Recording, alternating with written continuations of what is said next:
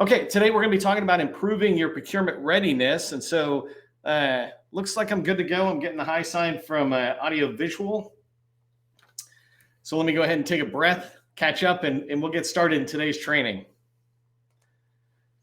So today, again, we're going to be talking about procurement readiness in the federal market. And this is a pretty interesting topic for me that I like covering down on because I think people sometimes misunderstand what it means. Sometimes we think we're a little farther ahead or farther behind.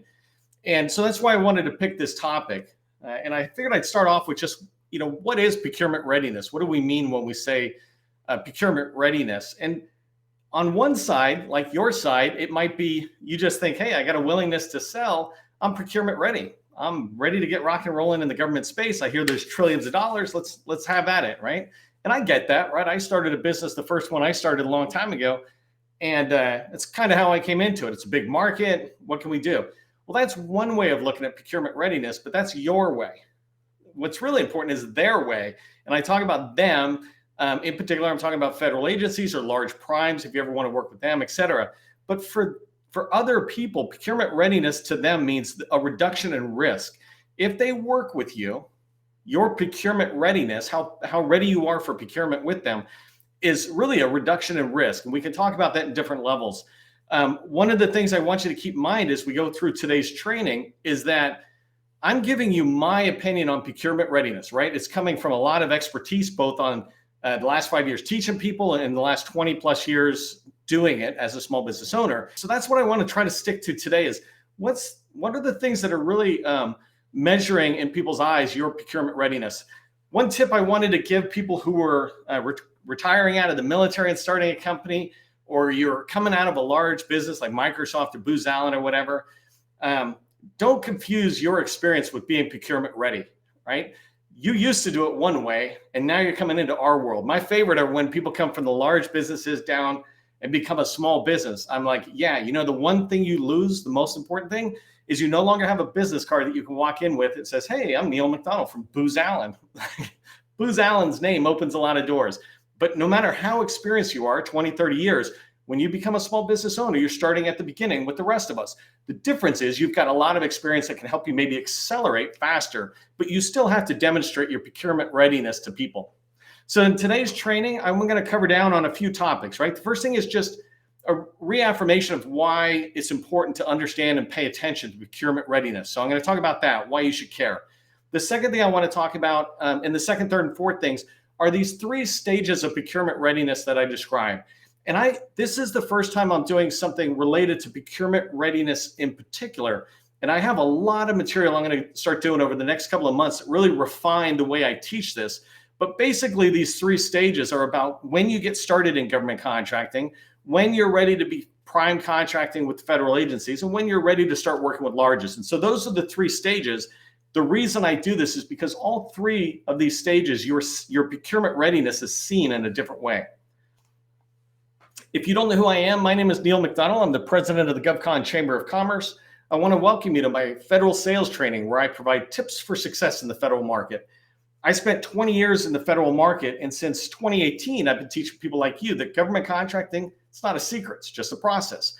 When we follow a process, A to Z, we're going to have repeatable, predictable results, and that's what I want for you.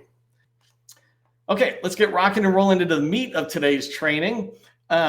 First thing I want to talk about is just why you should care about procurement readiness and begin to understand this, right? There's no right answer and wrong answer with procurement readiness, but there are fundamental things that you should be tracking. So the first thing about procurement readiness that I really want you to pay attention to is that perception is reality. Remember what I said a second ago is that for us, we think the fact that we show up means we're procurement ready, right? That's it. I got a product to sell or a service to sell. I'm procurement ready. I'm ready to sell you. I'm ready for you to procure. Well, that's not quite the way that life works, right? Certainly not how buying and selling works in this world. And so the perception is reality. And what I mean by this is how the other person is perceiving you, how the federal buyer is perceiving you, or how potential teammates are perceiving you. How they see you is the reality. It doesn't matter what you think, right? And so when you realize that, and when you care about procurement readiness, you're going to begin to, this whole idea of seek first to understand, then to be understood. In this case, I paraphrase it a little bit, seek first to see how procurement ready they think we are, and then try to say how procurement ready we are, right? But I love the fact that if you're paying attention to procurement readiness and you're trying to figure out, where you're at and how they perceive us, well, if they perceive us differently than we think we are, who cares? That's great. They're going to give us guidance. They're going to say, oh, you're missing this and this. Otherwise, you'd be procurement ready. I won't even argue with them. I'll run off, do it, and come back and say, I'm procurement ready. So you're going to buy from me now, right? So it's not that quick, but literally that's why it's so good to understand how they see you. The second reason you want to care about procurement readiness is if you don't care about your own procurement readiness, and if you don't care about understanding where you are on the journey of becoming more and more procurement ready, then you're going to waste a lot of time. We do this all the time. Here's a classic example, is that you're a brand new business. You come into government contracting, right? For those of you who are already getting traction, then you can remember what it was like. But you come in, you've got no past performance at all in the federal market. You rush straight to an agency and say, hey, I want to start winning contracts. You go to SAM, you start downloading RFPs that are out there, or RFQs, and you just start bidding right to the government. But you haven't taken a second to go, am I procurement ready? How is the buyer going to perceive me? Are they going to perceive me as this huge risk, this massive unknown, right? Well, if you follow kind of these stages that I teach, then you'll be able to go this direction. By the way, what I teach, what's unique about it is how I present it. But I don't present some completely proprietary way of doing business. I look and I keep refining industry best practice, how industry talks about it, how me and my peers out there talk about what you should be doing as a business, and how contracting officers, small business professionals, even program office people on the buyer side, how they talk about, in this case, procurement readiness and what it means to them. So if you don't pay attention to that track, and if you don't work yourself steadily up in the maturity level of procurement readiness, then you're going to waste a lot of time knocking on doors that aren't going to answer, or they'll answer you, but they won't ever give you a contract. And you'll struggle a year, 2 years, wondering why you're not getting a contract. But if you understand your procurement readiness, you understand two things: where you fit to have the most chance of success, and two, what you can do to move to the next level. So the third thing I want to talk about, and this goes pretty much to what I just said, right, is if you take the time to care about your procurement readiness, then you're going to establish a plan. You're going to figure out, what are the bricks I need to put in place to create a strong foundation so that I'm procurement ready at this level, stage one. And then what are needed to go to stage two to have an even stronger foundation, even more thorough procurement readiness for the next group that I'm trying to reach. If you care, you're then going to be able to figure out the things you need to do. And then you also, if you care about your procurement readiness and trying to understand where you're at. And by the way, even if you're a $20 or $30 million firm, please don't assume that you're procurement ready, because your next big challenge is graduating out of small to large. Are you procurement ready to play in the pros, right? Not that 50 million and below is not pros, but you're going to a whole nother league, whatever that is, the all-stars. So anyways, if you do care though, you're going to establish a plan. It doesn't matter whether you're just getting in or you've been established and you're getting ready to graduate small to large. You still want to have a plan to go, how do I get to that next level of procurement readiness? Okay, so let's talk about 3 stages I'm going to try to cover down, and I'm just watching my time here. If it's your first time with me, I do 12 to 12:30 East Coast, and so I always end on time, even if it's a hard stop. I want to make sure you're able to go to your next meeting. So the first stage of procurement readiness, and I'm just beginning to kind of label these, but these 3 stages align to the 3 ways that I say that you can make money in the federal market. Right. So in the federal market, you can make money one of 3 ways: subcontracting under a small business, prime contracting with an agency, or subcontracting under a large business. Those are 3 different paths to the money. Subcontracting under a small business is nowhere near the same as subcontracting under a large business. So I separate them out instead of saying just subcontracting in general. But when you do that, whether you sell product or services, construction, etc., it's the same 3 paths to the money. And because I see those 3 paths that way, right, I then sit there and say, well, what's the procurement readiness criteria for this stage? What's the one for this stage? And what's the one for the next stage? Please keep in mind, this is not a definitive list. I'm trying to give you a taste of procurement readiness at each stage. As I go along, I'll have more stuff out there for you. Actually, I forgot to say, if you'd like me to do a score of your procurement readiness. We have a procurement readiness scorecard we're going to release. So just put PR scorecard into the chat. And when it's ready, I'll let you know. Okay, so let me come ahead. So stage one, let's talk about stage one. These are fundamentals, right? And that's, you have to begin with the fundamentals to move forward. And by the way, I know companies doing 10, 20, 30 million that aren't complete with all 6 of these, right? Literally, they're making 20 plus million and they're not at this stage. I'm not knocking them. I'm saying, hey, come back because your foundation is missing a few bricks.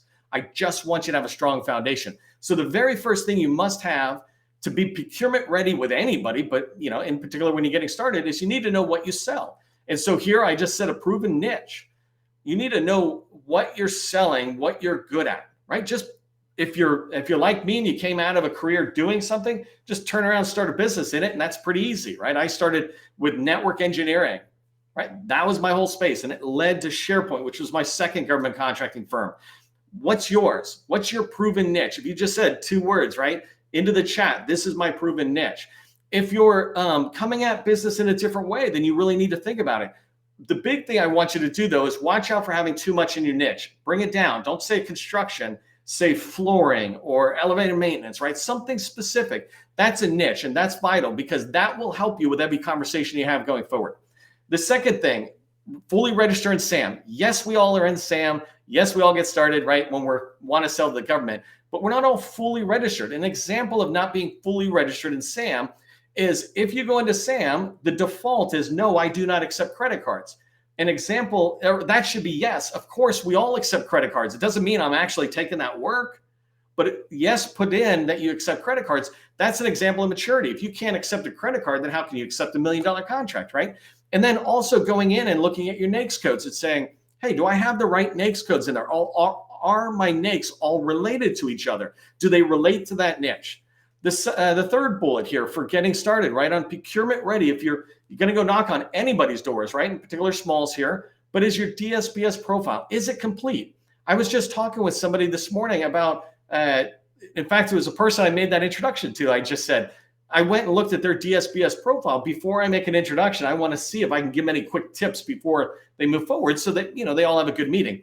And I noticed that when you click on the capability statement for her profile, it didn't work. This is what I mean by DSBS profile being complete. Go in there, look at this. It's the #1 market research tool in the federal market. Don't treat it like it's some insignificant part of your business.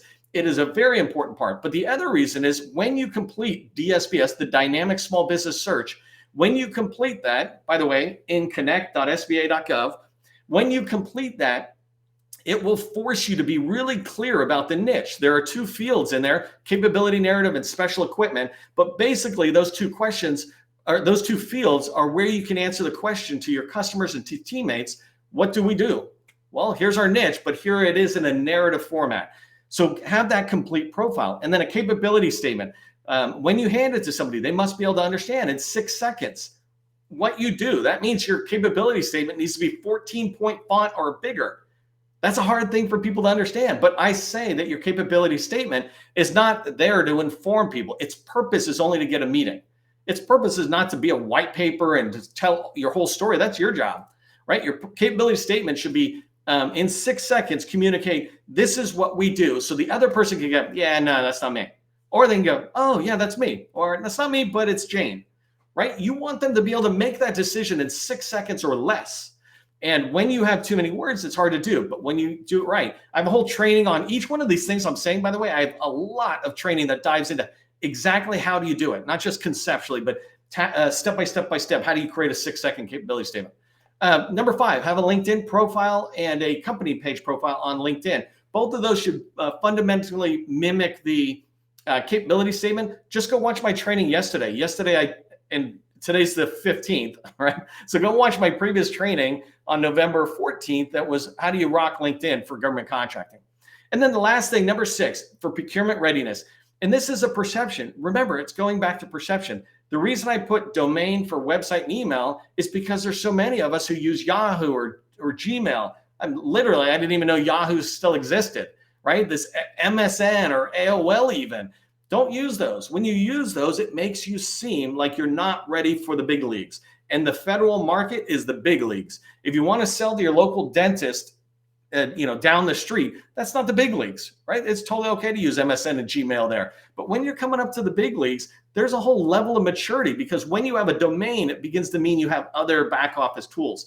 And it starts with just a domain, right? I'm not saying have all the back office tools in place, but at least have a domain that says govconchamber.com, right? It's like, hey, that looks like a professional organization. When you have those in place, this is what I'm suggesting is all you need to go subcontract under small. Now you're procurement ready, because you can go tell your story to a small business to try to get in the door. You don't need anything else, nothing else, because basically at this stage, you're just trying to get a job. But instead of having a W-2, you want it to be a 1099 job. And instead of being a 1099 to you job, you want it to be a 1099 to your company job. And that is called subcontracting, right? I know it's simplifying the process, but that literally is what it is. Subcontracting is 1099 under another company. Well, so you want to go out when you're just getting started and sell your company and selling it through your expertise. When you do these 6 things, you'll be able to do that, and you're communicating to that other small business that we're procurement ready. And usually they won't want anything else. They won't even ask you for anything else. They'll just go, oh, that's what you do? We need that. That's perfect. Let's talk. Okay, so let's talk about stage 2. This is when you're starting to move into the federal agencies. And again, I'm not trying to have this definitive list of all the things you could possibly have in here. What I'm trying to do is just put in your mind, when you go knock on the door of a federal agency buyer, there's certain levels of procurement readiness that they look at you. The way they perceive you is a little bit of a checklist, right? So the first thing I put, by the way, they look for all of these. So going forward, everybody moves forward. All the bullets move forward. I just don't want to restate them. In addition, right, they look for past performance. Let me back up 1 second. I apologize. Back up. Okay. Right here, one thing I forgot to put is they don't look for past performance, but they do look for experience. If you're coming in saying, hey, we do web development as an example, or I do web development, then you need to be able to at least talk to that story. Or you need to say, hey, we're a staffing company. We don't really do that. But some level of experience is all you really need at this level. When you move forward to stage 2 and beyond, you need past performance. And the 3 stages or 3 streams of making money in the federal market: small business subcontracting, agency priming, and large business subcontracting. What I tell you is get your past performance in a small business as a subcontractor under a small business. When you get that past performance and you bring it to an agency, they look at you and say, okay, you got experience in the federal market. Better yet, if you can have that experience within their agency as a sub, so that when you try to get a prime, they're looking at you saying, okay, you got experience, right? And keep in mind, I'm talking about whether you're going after a $500,000 contract or a $500 million contract. It's pretty much the same thing from a past performance. They just look for bigger, more relevant type of past performances. But fundamentally, they're looking for experience. Could you possibly get a contract without a past performance? Yes. But that's not what I'm here to talk about, because that's the exception.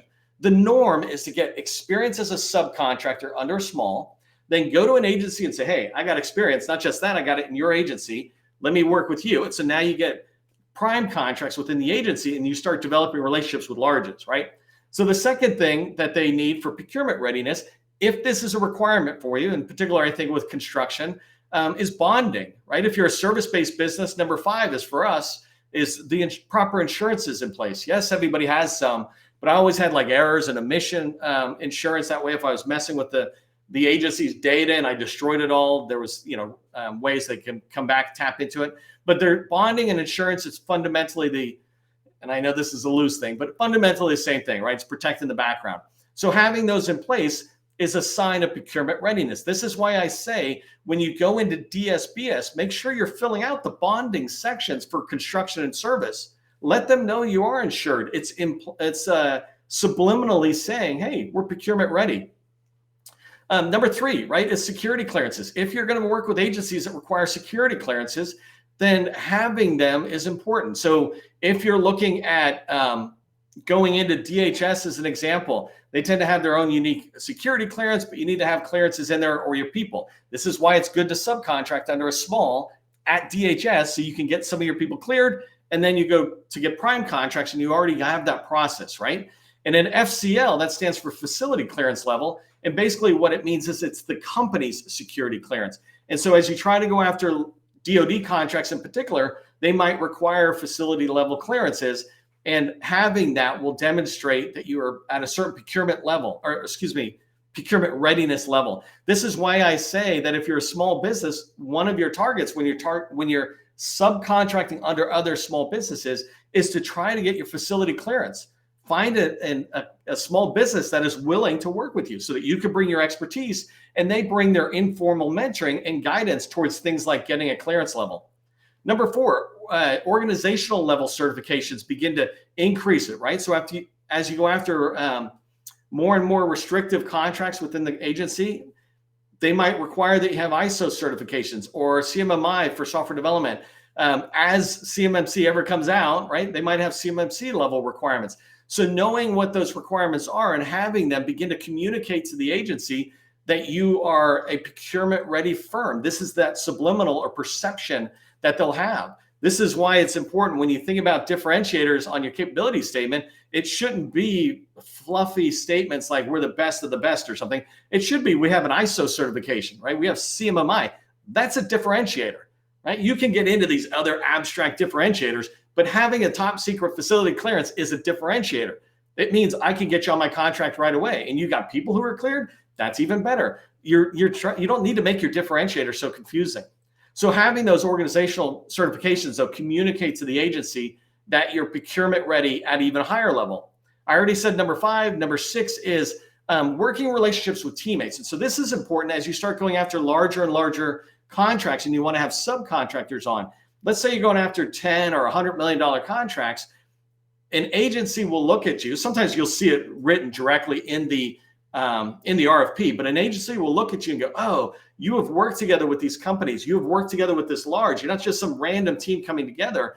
That's good. And it increases your procurement readiness because you're reducing the risk. Remember at the beginning, I said, in my opinion, procurement readiness basically means a reduction in risk.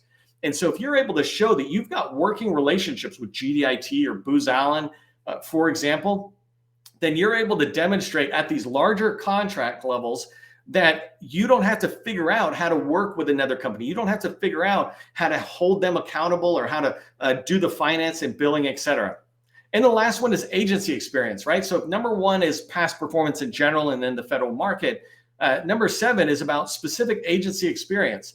This is demonstrating yet even at a higher level that you're procurement ready. If the government looks at an incumbent in their agency, all the walls come down about the risk. I mean, they might look over at the CPARs just to confirm, but if you're an incumbent and you've won again, then they're looking at you saying, you've got experience in our agency, the risk reduction has gone down to almost nothing, or we've reduced the risk down to nothing because I trust that you'll probably be good for my future contracts because you've been good for past contracts with the agency.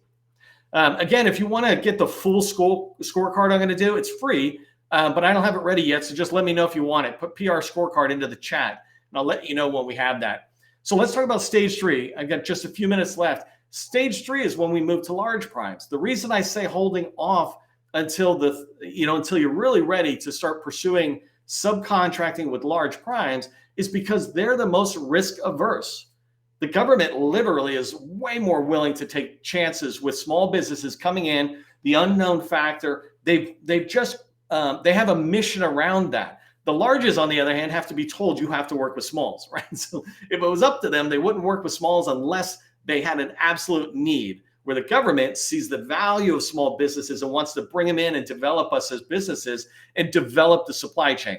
Not to knock the whole large community out there, but the government has a little bit easier chance, or they're more relaxed on working with small businesses that are a little bit more on the unknown side, where large is way more restrictive, which is fine. That's where you want to be. That's when you're getting to the big level of subcontracting. So when you go in, this was so important, I brought it back. Number 1, they want to know that you have a niche. Large businesses do not need to have a business come in and subcontract with them that can do everything. They can do everything. They want to know, if you come in, where would you fit, right? They have a bus and they're driving the bus. They want to know, should you be on the bus? And if you're on the bus, what seat should you be in? Having a niche will make it really easy for them to go, oh, we can put you in this seat and that's good for us. The second thing, same thing as with the agencies, they want to see past performance. They want to know that you've done the work, you've been paid for it within the federal market, that you know how to work in federal agencies, that you've gone through a lot of the activities. That past performance will demonstrate it to them. More than an agency, larges want to see that you've done this work within the federal market. Number three, security clearances, same as the agencies. They want to see that you have clearances, that you can hire people and manage their security clearances, et cetera, that you have an FSO, facility security officer. I think that's what it's called. But an FSO, I've been saying the acronym so long, I forgot what the word is. Somebody put it in the chat for everybody else. But same thing with number four, right? Org chart. Let's go to number five, though. This is a little bit more unique for larges, right? They really want to see financial stability. At certain levels, maybe an agency might want to see it, but at almost all levels, larges want to see it. They want to know in particular that you can pay your employees, right? And I'm not speaking on behalf of them. You can go watch videos I've done where I've interviewed larges out there. I think on LinkedIn, on my profile, in the featured section, you'll see the last one that I did. It had like 4 or 5 large primes in there, and they were talking about what they need. And this is where I started really driving this home to industry, is letting you know financial stability is a huge concern of theirs. What if the government doesn't pay for 30, 60, 90 days?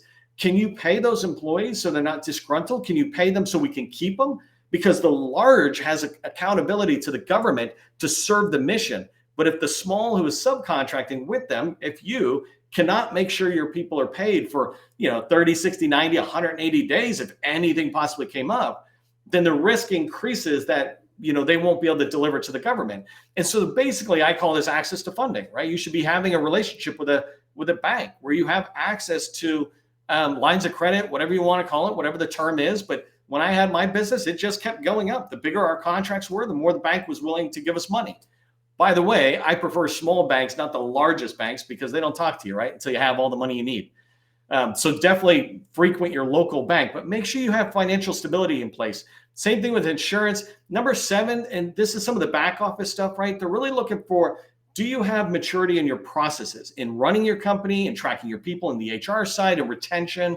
Do you have financial books that you're actually going to be able to track the cost of doing business so that they can track the cost of working with you as a sub? These back office activities are really important.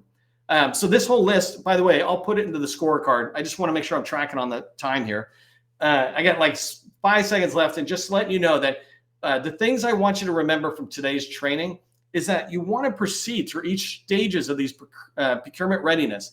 Go back and look at them and go, have we done this? Don't let a brick be missing lest you fall apart.